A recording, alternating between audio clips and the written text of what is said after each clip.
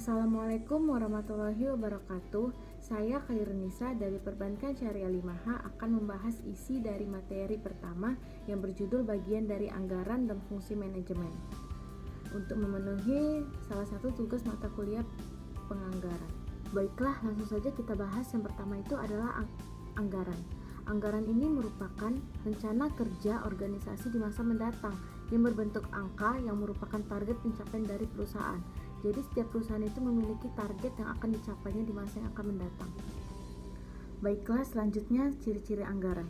Tidak setiap rencana kerja organisasi dapat disebut sebagai anggaran, karena anggaran memiliki beberapa ciri khusus yang membedakannya dengan sekedar rencana. Yang pertama itu dinyatakan dalam satuan moneter.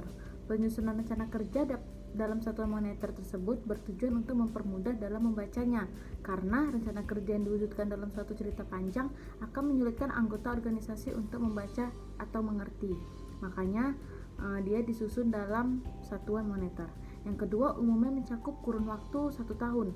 Bukan berarti anggaran tidak dapat disusun untuk kurun waktu lebih pendek atau lebih panjang ya. Namun batasan waktu di dalam penyusunan anggaran ini akan berfungsi untuk memberikan batasan rencana kerja tersebut. Yang ketiga, mengandung komitmen manajemen. Anggaran harus disertai dengan upaya pihak manajemen dan seluruh anggota organisasi untuk mencapai apa yang telah ditetapkan. Yang keempat, usulan anggaran disetujui oleh pejabat yang lebih tinggi dari pelaksanaan anggaran. Anggaran tidak dapat disusun sendiri-sendiri oleh setiap bagian organisasi tanpa persetujuan dari atasan pihak penyusun. Yang kelima, setelah disetujui, anggaran hanya dapat diubah jika ada keadaan khusus. Jadi, tidak setiap saat dan dalam segala keadaan apapun anggaran boleh diubah. Makanya anggaran boleh diubah jika situasi internal dan eksternal organisasi memaksa untuk mengubah anggaran tersebut. Yang keenam, harus dianalisis sebab terjadinya penyimpangan, karena tanpa ada analisis yang lebih mendalam tentang penyimpangan tersebut, maka potensi untuk terulang lagi di masa mendatang akan menjadi besar. Baiklah, selanjutnya fungsi anggaran. Berdasarkan aspeknya, fungsi anggaran dibedakan menjadi dua, yaitu yang pertama, anggaran sebagai alat perencanaan, meliputi 1. Memberikan pendekatan yang terarah dan terintegritas kepada seluruh anggota organisasi. 2. Menciptakan suasana organisasi yang mengarah kepada tujuan umum, yaitu pencapaian laba usaha. 3. Mendorong seluruh anggota organisasi untuk memiliki komitmen mencapai sasaran yang telah ditetapkan.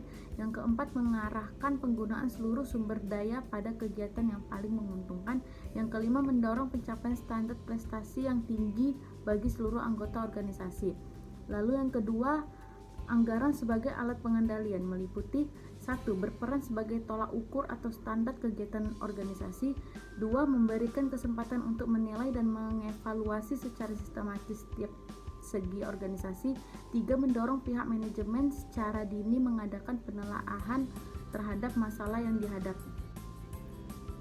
Baiklah, sekian dari saya pembahasan tentang bagian dari anggaran dan fungsi manajemen di materi pertama. Lebih dan kurangnya mohon dimaafkan.